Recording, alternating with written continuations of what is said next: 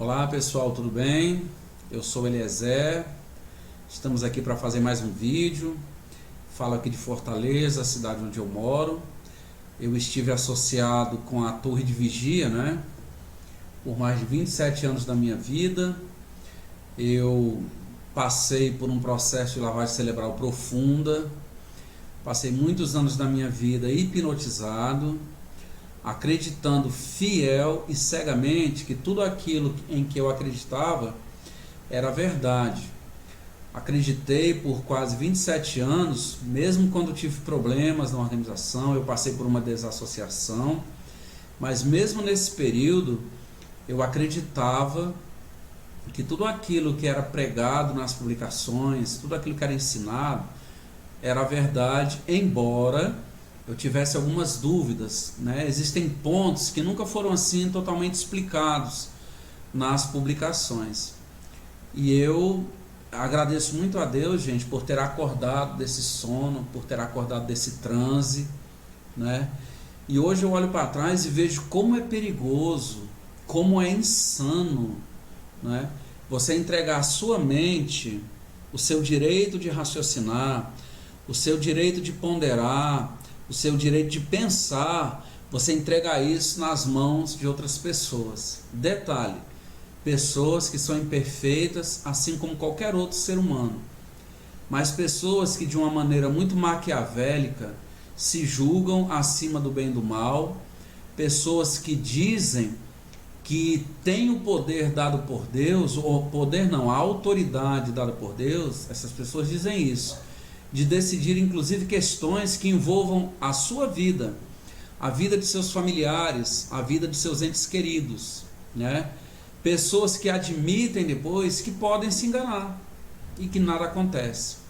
Então eu, depois de quase 27 anos, sabe, gente, nessa instituição chamada Torre de Vigia, nessa entidade chamada Torre de Vigia, em que eu acreditava cegamente que era uma instituição que era o único canal de comunicação de Deus com a Terra, mas eu, graças a Deus, abri meu olho depois de algumas pesquisas, né? E percebi que trata-se simplesmente de uma empresa comercial, uma empresa que não mede esforços para obter lucros. Quando eu digo uma empresa que não mede esforços, eu estou falando que não mede esforços em qualquer sentido que você imagine, inclusive que envolva vidas. Desde que ela obtenha lucro, está tudo bem, né? Então eu abri meu olho e eu fiz algo, gente, que é proibido pela liderança das Testemunhas de Jeová. E o que é, Eliezer? Eu fui pesquisar, né? Eles não aceitam, não incentivam de maneira nenhuma que você pesquise, porque, gente, conhecimento, informação é poder, né? Então, quanto menos informação você tiver, mais fácil para eles manipularem você, né? E nesse período de quase 27 anos, eu acreditei cegamente em quase tudo, porque existiam algumas coisas na doutrina das Testemunhas de Jeová, assim, que nunca se encaixaram. Existem coisas que eu não concordava, mas ficava na minha, né? Aquela ideia de TJ, não, né? Se eles são o canal de comunicação de Deus com a Terra, eles sabem o que fazem. No tempo devido, Jeová vai revelar. Mas, por exemplo, é um assunto que eu quero abordar com vocês hoje. Por exemplo, por que as Testemunhas de Jeová, elas não participam de nenhum tipo de ação de caridade? Vocês já pararam para pensar nisso? As Testemunhas de Jeová, vocês nunca vão ver as Testemunhas de Jeová envolvidas em nenhum tipo de movimento humanitário. Vocês nunca vão ver as Testemunhas de Jeová envolvidas em nenhum tipo de obra social ou de ações de caridade. Sabia disso? E a explicação que sempre foi dada no estudo de A Sentinela, nos discursos, né, no estudo de livro, sempre foi assim, sempre foram explicações muito vazias. E que no fundo, eu vou ser sincero com vocês, isso nunca me convenceu. Eu dizia, não, mas Jesus, quando esteve na terra, ele fazia isso, fazia aquilo outro, que eu vou já falar com vocês sobre isso. Mas as Testemunhas de Jeová, elas não participam. E quando participam, nós temos o exemplo aqui, por exemplo, no Brasil agora, em Brumadinho, aquela tragédia, aquela desgraça que aconteceu, né? eles se vão lá, eles vão, segundo eles, para dar apoio espiritual, né? Eles estiveram lá, por exemplo, em Brumadinho com os carrinhos. Outra preocupação é somente com as pessoas que são testemunhas de Jeová, principalmente com pessoas da dianteira, como superintendentes, como anciãos ou servos ministeriais. As outras pessoas, eles não estão muito preocupados com essas pessoas, não. Agora, é interessante notar, gente, o seguinte, que eles criticam as entidades que, segundo eles, fazem parte do mundo de Satanás. Mas se você veja que as pessoas espíritas, os católicos, os protestantes, os macumbeiros, os ateus, nesse episódio, por exemplo, que aconteceu lá em Brumadinho, em Minas Gerais, né, no ano passado, fez agora um ano, essas pessoas que estavam lá dessas outras denominações ou entidades, elas não estavam lá preocupadas só em procurar, por exemplo, eu sou católico, cadê os católicos? Eu quero salvar quem é católico. Não, elas estavam lá preocupadas em salvar vidas. O espírita do mesmo jeito, o ateu do mesmo jeito, né? Os evangélicos do mesmo jeito. Eles estavam lá para ajudar, para salvar quem eles conseguissem e pudessem salvar. Mas as testemunhas de Jeová não, sabia disso? Elas estavam lá preocupadas com as outras testemunhas de Jeová que estavam lá. Aquelas pessoas que não eram testemunhas de Jeová, bom, infelizmente eles não estavam muito preocupados. A realidade é essa.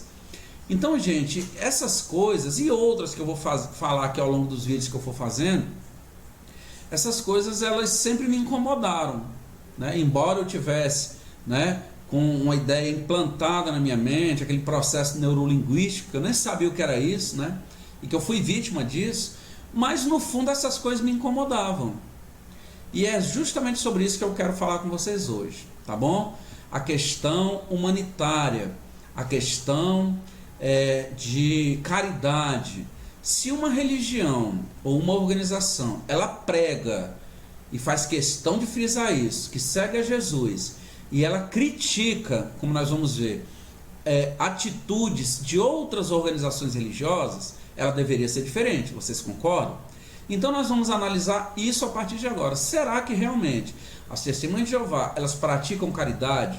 Será que as testemunhas de Jeová, elas estão preocupadas com ações humanitárias? O que elas falam sobre isso?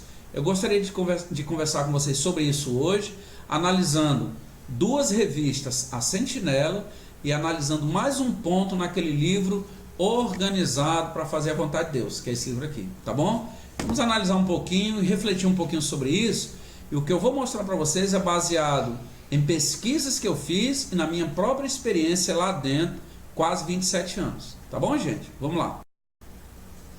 Bom, pessoal, então o primeiro ponto que eu gostaria de comentar com vocês é a respeito dessa revista aí, a Sentinela, 1º de junho do ano de 2003, né? Essa Sentinela, ela faz a seguinte pergunta como matéria de capa: o que está acontecendo com as obras de caridade? Bom, me parece meio hipócrita, né? Uma organização que não está preocupada em participar de ações sociais ou eventos humanitários como um todo, fazer um tipo de pergunta como esse, não é verdade? Então, ela diz o seguinte, logo no início do primeiro artigo, né? Ela vai falar sobre obras de caridade e tal, e logo em seguida ela faz a seguinte pergunta, como você pode ver aí, ó. Vale a pena fazer donativos? Então ela vai citar o depoimento, ou a fala, né, de uma pessoa, de um rapaz chamado Samuel Johnson, há mais de 200 anos. Ele disse o seguinte: a pessoa tem muito mais certeza de que está fazendo um bem quando dá dinheiro aos trabalhadores como recompensa pela sua mão de obra, do que quando dá dinheiro apenas por caridade. Então ela, diante dessa declaração, a revista Sentinela está dizendo que é necessário usar de muito critério, ou que nem sempre vale a pena você fazer caridade. E aí no parágrafo seguinte ela vai citar dois casos, né, dois escândalos que envolvem pessoas que se aproveitaram de doações caridosas para tirar vantagem própria. Muito bem. Em seguida, ela diz assim, ó, doar ou não doar. Está marcado aí, ó. No entanto, seria uma pena deixar que as ações de umas poucas pessoas, né, que ela citou aí 2 escândalos, ou organizações, quer dizer, seria uma pena deixar que ações de poucas pessoas ou organizações acabassem com a nossa genuína preocupação e compaixão com outros. Ela vai citar Tiago 1,27, que está aí do lado na própria tradução do Novo Mundo. Tiago 1,27 diz assim, ó, a forma de adoração que é pura e imaculada do ponto de vista de nosso Deus e Pai é esta. Então, qual é a forma de adoração que é pura e sem mancha, que Deus aceita? Cuidar dos órfãos e das viúvas nas suas dificuldades e manter-se sem mancha do mundo. Então ele cita esse texto e diz assim, de fato, a preocupação ativa com os pobres e com os em condições desfavoráveis faz parte do cristianismo. Então veja que ele diz que o verdadeiro cristão, ele realmente se preocupa com as pessoas em necessidade, ou seja, participa em obras de caridade. Ele diz que pelo fato de, muitas vezes, se você faz obra de caridade e algumas pessoas tiram proveito disso, né? Então isso por si só não deveria desmotivar você, né? Não deveria impedir você de continuar fazendo essas obras de caridade. Mas aí diz assim, ó, de fato, a preocupação ativa com os pobres e os em condições desfavoráveis faz parte do cristianismo, que eu acabei de frisar. Então, ele está reforçando que o verdadeiro cristão, ele precisa praticar ações de caridade.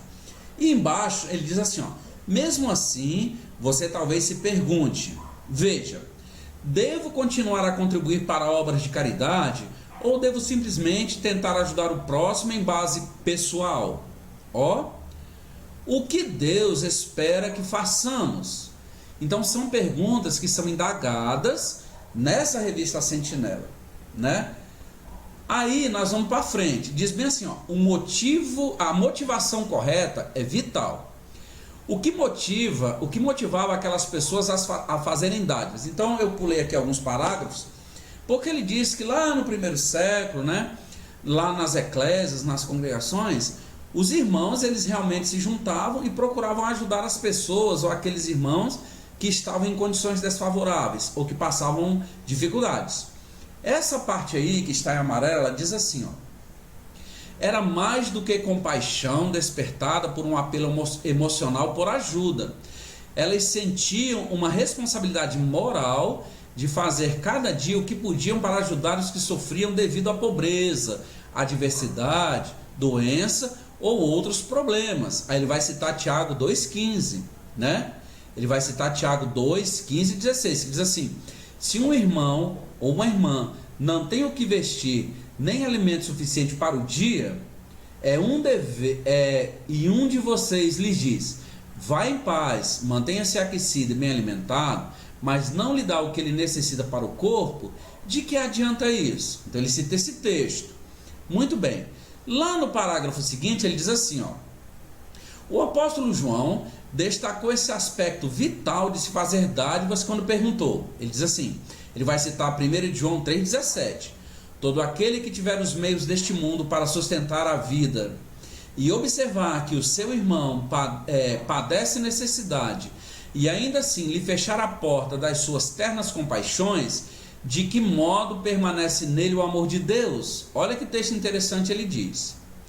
Aí ele diz assim, está nessa parte aí de azul, ó, a resposta é óbvia, o amor a Deus induz pessoas a serem caridosas. Deus aprecia e recompensa aqueles que o imitam por serem generosos. Será que esse tipo de generosidade existe hoje em dia? Considere o que aconteceu recentemente em uma congregação das Testemunhas de Jeová. Bom, aí na frente, ele vai citar o que aconteceu com uma irmã, né? Ela passou por uma catástrofe natural, ela teve a sua casa destruída, e os irmãos, entenda, em base pessoal, foram lá para ajudar, para reconstruir a casa daquela irmã. Nessa parte que está em verde, diz bem assim, ó, será que podemos gastar tempo com um menino ou uma menina que não tem pai, podemos fazer compras ou costurar para uma viúva idosa que conhecemos, podemos preparar uma refeição ou ajudar a cobrir despesas de alguém com recursos limitados. Não precisamos ser ricos para dar ajuda. O apóstolo Paulo escreveu, ele vai citar 2 Coríntios 8,12. Se houver primeiro a prontidão, é especialmente aceitável segundo o que a pessoa tem, não segundo o que a pessoa não tem. Então veja, pessoal, que ele aqui, a sentinela, ela está incentivando os irmãos, né, a praticarem obras de caridade.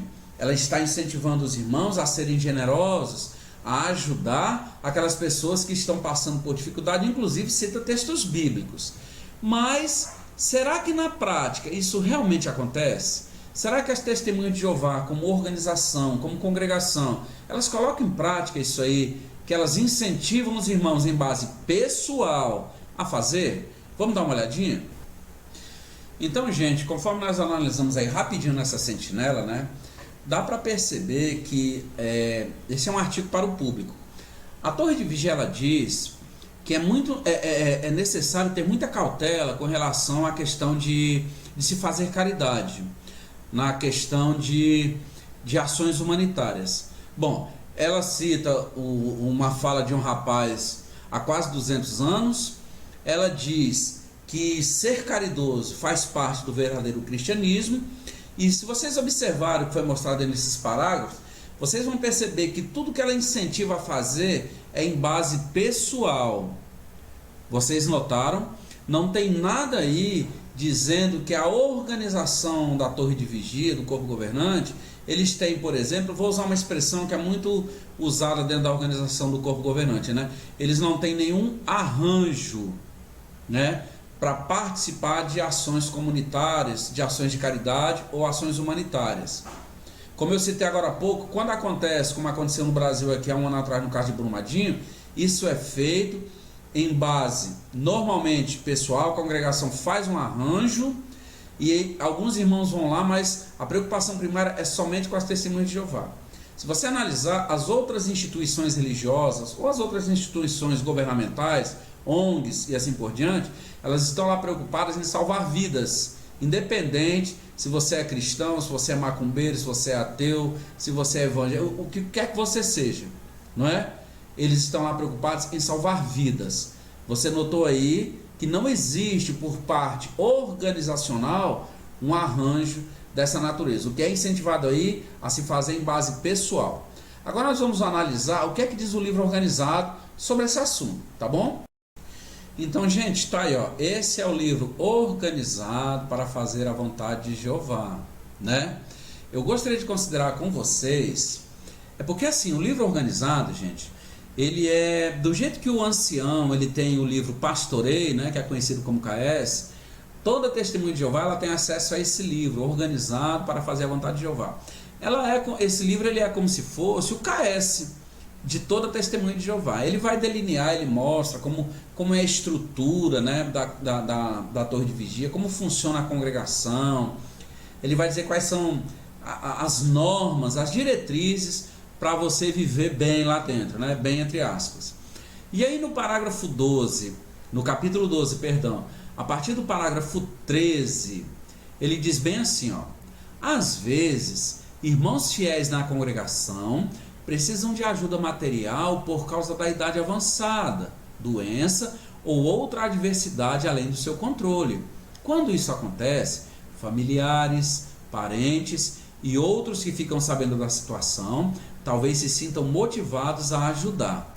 Aí ele novamente, né, vai citar 1 João 3, 17 e 18. E aí ele vai dizer então que é uma obrigação do cristão, né, ele amparar o seu irmão que está passando necessidade. Muito bem, isso é bíblico.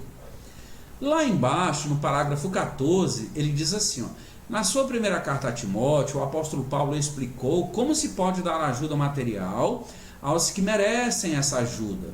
Você pode ler suas orientações em 1 Timóteo, capítulo 5, versículos 3 a 21, ali onde Paulo fala realmente de como cuidar das viúvas, né, das pessoas necessitadas, em que situação os irmãos deveriam ajudar, né? Você pode ler esse relato como é citado aí, não vou mencionar aqui porque vai alongar muito o vídeo.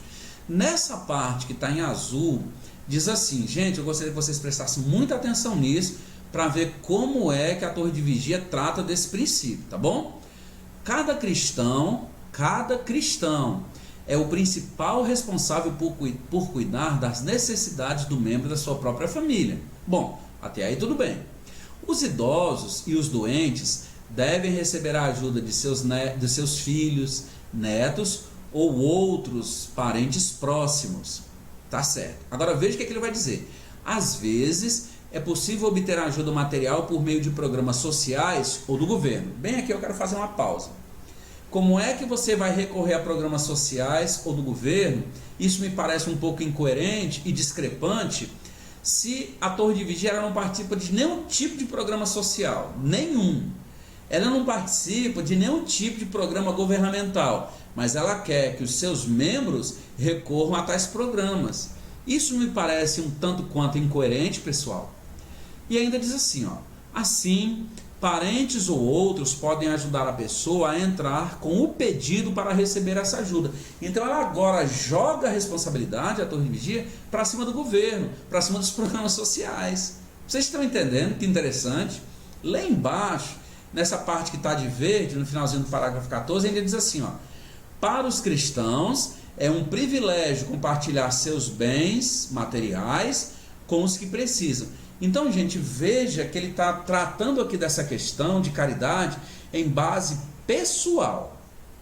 Eu quero agora considerar com vocês um parágrafo aqui na Sentinela de 15 de julho do ano de 1988.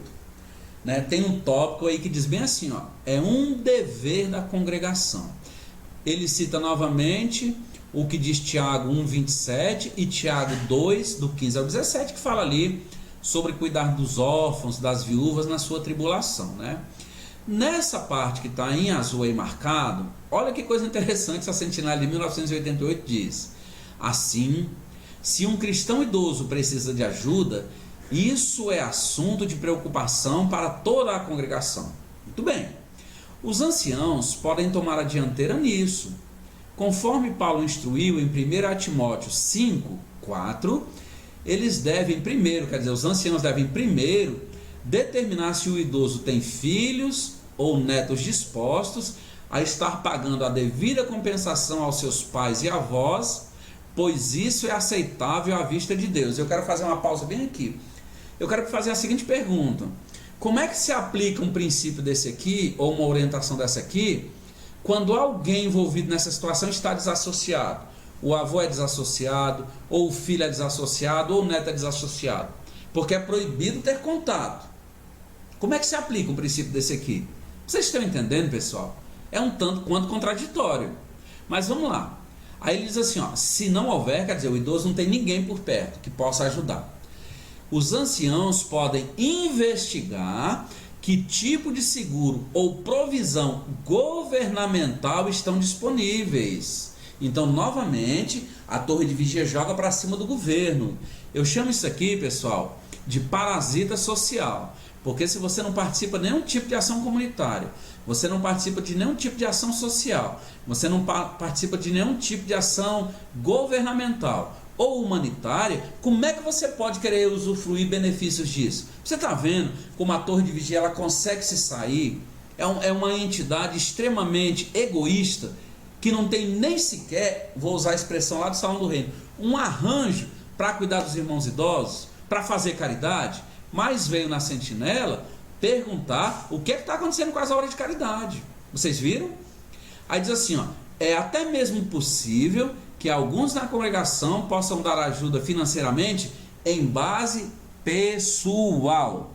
Então, quem quiser ajudar, que ajude. Detalhe, ao ajudar esse irmão ou essa irmã financeiramente, a pessoa que é a testemunha de Jeová, ela não está isenta de continuar contribuindo para a obra mundial lá no Salão do Reino. Viu? Porque eles mesmos não têm nenhum tipo de programa para ajudar essas pessoas que estão em necessidade. Vocês viram como a Torre de Vigia ela é hipócrita, ela se contradiz naquilo que ela escreve? Então, gente, vocês viram, né? O tamanho aí da contradição da dona Torre de Vigia de Bíblias e Tratados de Pensilvânia, Estados Unidos. Vocês conseguiram ver como é contraditória as declarações da Torre de Vigia?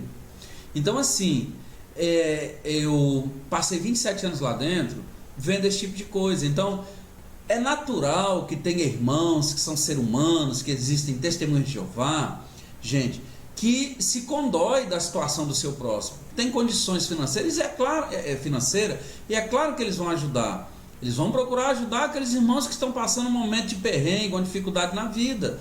Mas a organização em si não tem nada, não tem nenhum tipo de programa, não tem nenhum tipo de arranjo para ajudar essas pessoas.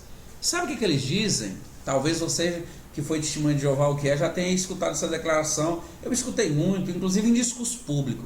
Olha, não adianta participar de obras de caridade, a não ser ajudar os nossos irmãos, porque seria como fazer remendo nesse mundo velho de Satanás. Esse mundo está condenado.